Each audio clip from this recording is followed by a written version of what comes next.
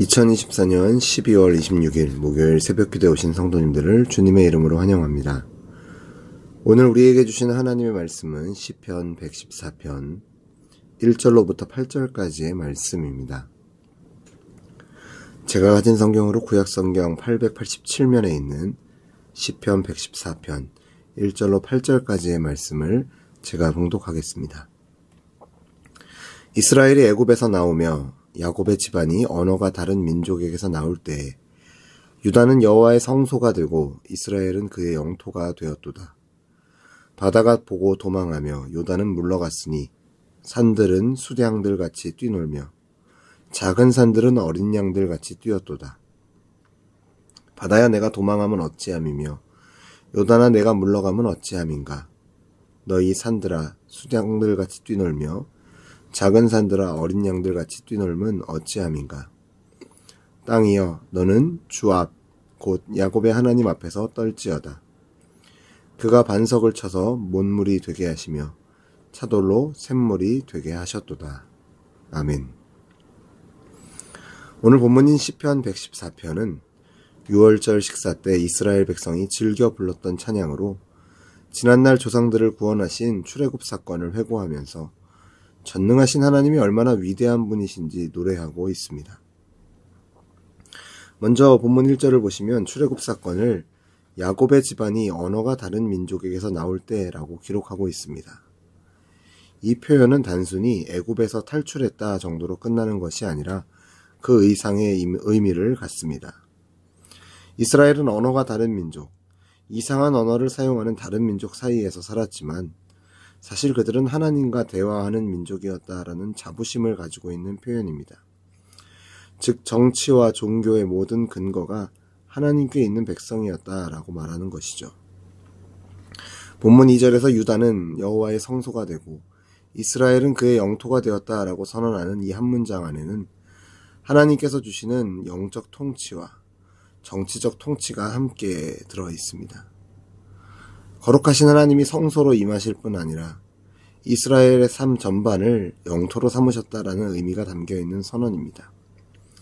이스라엘 백성들은 6월절이 돌아올 때마다 이 노래를 부르면서 자기들이 하나님께 속한 백성이라는 사실을 자신들의 정체성을 확인했습니다. 과거 이스라엘의 정체성이 하나님이 함께 하시고 하나님이 통치하시는 백성이었듯이 오늘날 교회와 성도된 우리 모두에게도 동일한 정체성이 있음을 우리는 기억해야 합니다. 임마누엘 하나님의 은혜로 성령 하나님께서 우리 안에 내주하시고 우리의 삶 전반을 하나님의 영토로 삼으셨음을 우리는 기억하며 주일의 예배의 자리뿐만 아니라 우리의 삶이 하나님 나라의 일부라는 믿음을 가지고 가정과 직장, 학교와 사회 등 우리를 부르시고 보내신 모든 삶의 자리에서 우리는 하나님의 뜻을 구하며 그 뜻에 순종하는 삶을 살아야 합니다. 본문 3절과 5절에서 시인은 바다가 보고 도망하며 요단은 물러갔다라고 선언합니다. 이는 출애굽 당시 홍해가 갈라졌고 가나안 땅에 들어갈 때 요단강이 멈춘 사건을 기억하게 하는 표현입니다. 도저히 인간의 힘으로는 해결할 수 없는 엄청난 장애물들이 하나님의 전능하신 권세 앞에서 무너졌다라는 것입니다. 또한 4절과 6절에서 산과 언덕이 수량처럼 어린 양처럼 뛰었다고 표현한 것도 마찬가지로 창조세계가 하나님의 다스리심에 순종했다라는 상징적인 표현들입니다. 자연의 법칙은 사람이 바꿀 수 없지만 하나님은 홍해를 갈라내고 요단을 거슬러 올라가게 하시며 산과 언덕까지 춤추게 하실 수 있는 분이라는 사실을 강조하고 있는 것입니다. 과거 그들의 조상들이 홍해를 건널 때 뒤에서는 애굽의 병사들이 쫓아오고 앞에는 바다가 끝없이 펼쳐진 절망적인 상황이었습니다. 그런데 하나님이 홍해를 가르셨고 마른 땅을 걷게 하셨으며 애굽의 군대를 그 물속에 수장시키셨습니다. 훗날 요단강을 건너 가나안 땅으로 들어갈 때도 마찬가지입니다. 주님은 강물을 멈추게 하셔서 이스라엘이 약속의 땅에 발을 들일 수 있게 하셨습니다. 그런데 과거에 하나님께서 베푸신 기적들은 이스라엘만을 위한 전유물이 아니었습니다. 똑같은 방식, 똑같은 모양의 기적은 아니지만 하나님께서는 새로운 이스라엘인 교회에게 예수님의 십자가와 부활, 성령의 강림이라는 또 다른 출애굽 사건을 베풀어 주셨습니다. 구약시대 홍해와 요단이 갈라졌듯이 예수님은 죽음을 이기고 다시 사셨고 성령께서 강림하심으로 세상에 하나님의 교회가 하나님의 새로운 백성이 탄생되었습니다.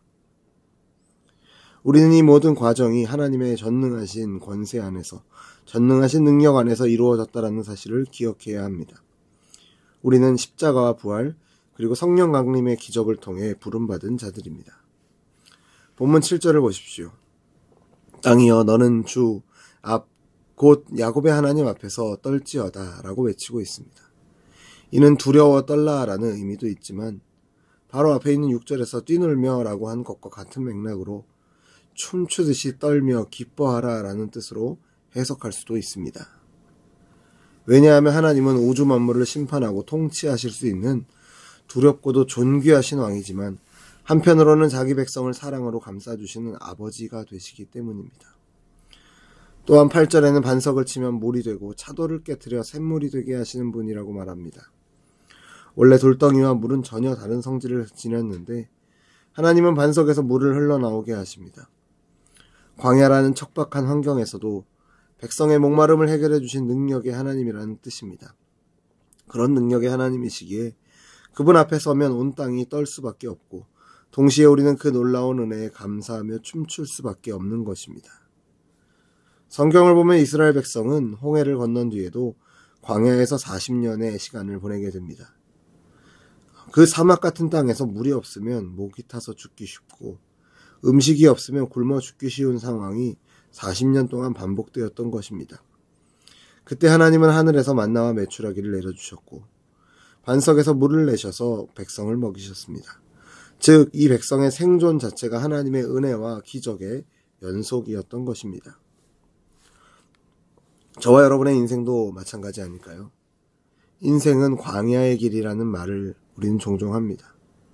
이 땅에서 살아가는 동안 수많은 문제와 장벽을 만날 때 인간적인 논리로 계산하면 도저히 길이 없다라고 여겨지는 순간이 수없이 찾아옵니다.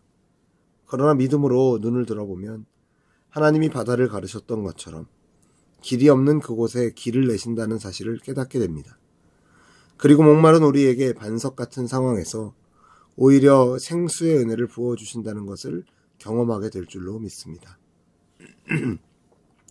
하나님은 이스라엘 백성이 애굽에서 노예 생활로 고통받을 때 그들의 인생 가운데 개입하셨고 자연 앞에서 좌절하던 순간에도 능력을 나타내셨으며 광야 생활에서도 먹고 마실 것을 공급하셨습니다. 그리고 거기에서 끝나지 않고 지금도 우리의 삶에 하나님은 개입하고 계십니다. 우리의 삶 가운데 역사하고 계십니다. 우리가 전전긍긍하며 어찌할 바를 모를 때 하나님이 우리의 인생을 이끄시고 일으켜 세우신다라는 것을 믿으시기 바랍니다.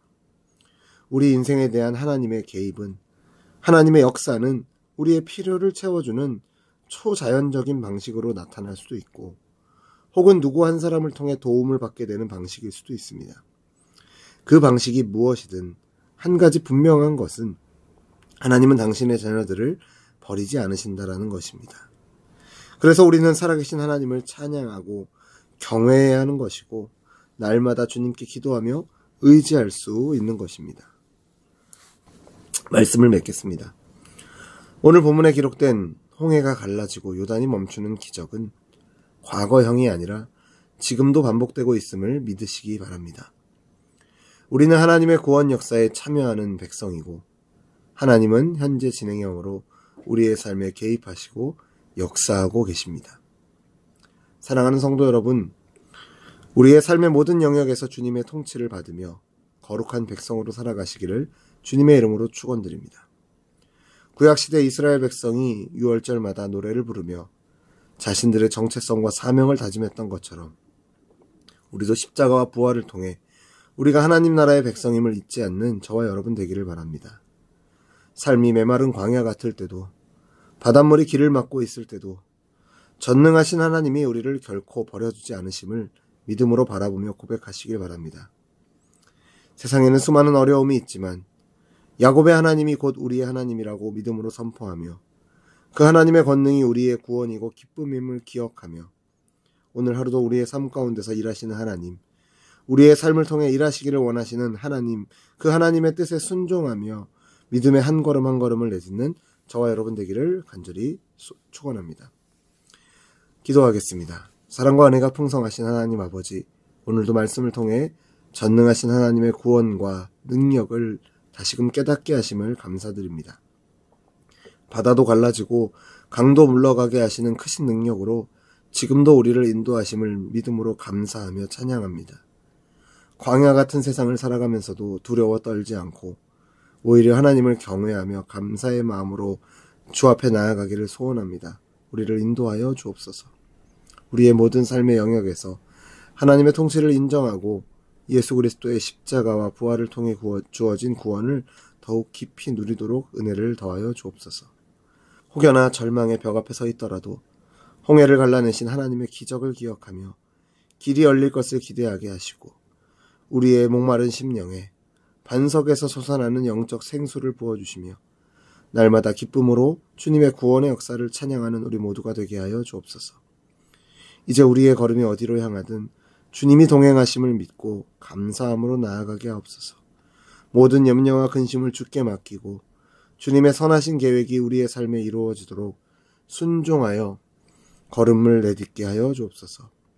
전능하신 하나님께 모든 영광을 돌려드리며 우리를 끝까지 돌보시고 인도하시는 함께 하시는 예수 그리스도의 이름으로 기도드립니다. 아멘.